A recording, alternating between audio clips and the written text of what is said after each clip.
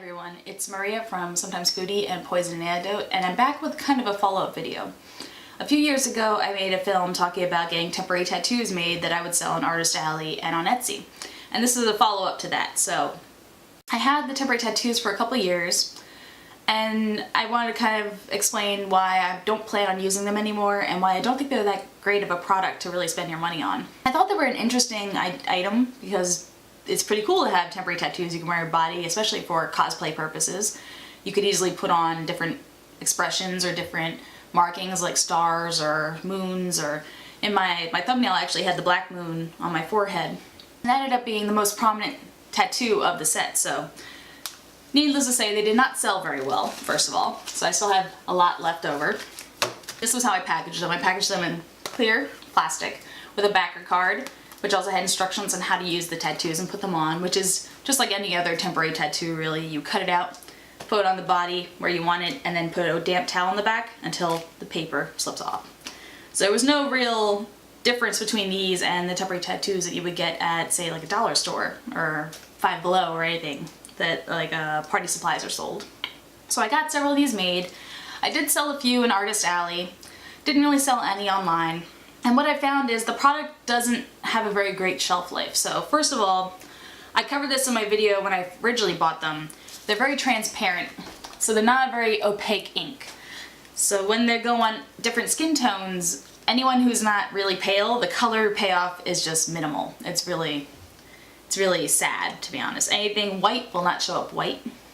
So you only get the strongest pigment, which is black. So black will show up, but again, on darker skin tones that doesn't show up that well. So there's really, this kind of minimizes your audience. Not many people can buy these because it's not a very widely acceptable kind of product. Or it doesn't at least appeal to a diverse audience.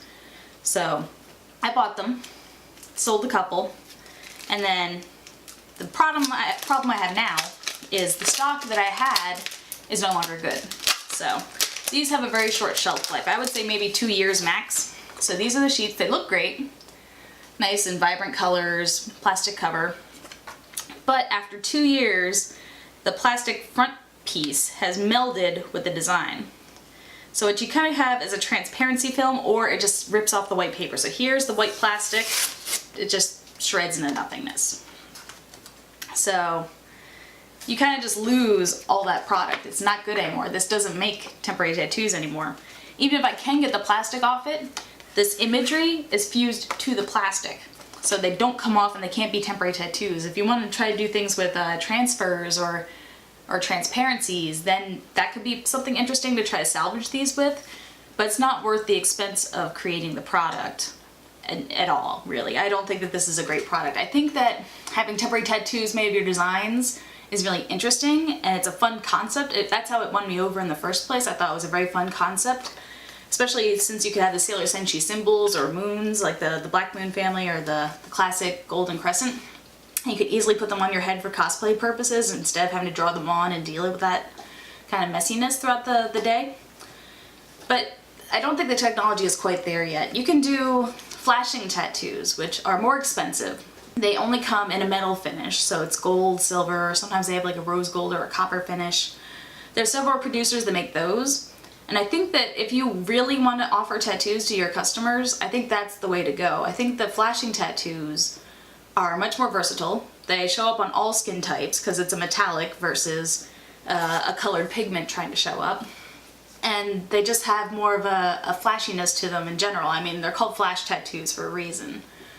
So this is a follow-up saying that I don't think that you should. I don't think that buyers should try to explore colored temporary tattoos. I don't think that they're that great a market, and I think you're just going to end up wasting your money on a product that you can only sell for a very brief period of time. So that was just my thoughts. I kind of regret doing them myself. I think it was an interesting experience. I did learn a lot. I know more now than I did when I started. But I don't plan on doing temporary tattoos anymore, at least not colored ones. I might check out the flashing tattoos in the future, but colored tattoos I think are a lost cause for Artist Alley and Etsy purposes. So sorry to be a bit of a downer, but I thought it'd be interesting to show you guys what has become of these temporary tattoos since my video. I maybe warned a couple of you from repeating the same mistakes for your own Etsy shops or artist alley. So that's it for today's video. Thank you so much for watching, and I'll see you next time. Bye.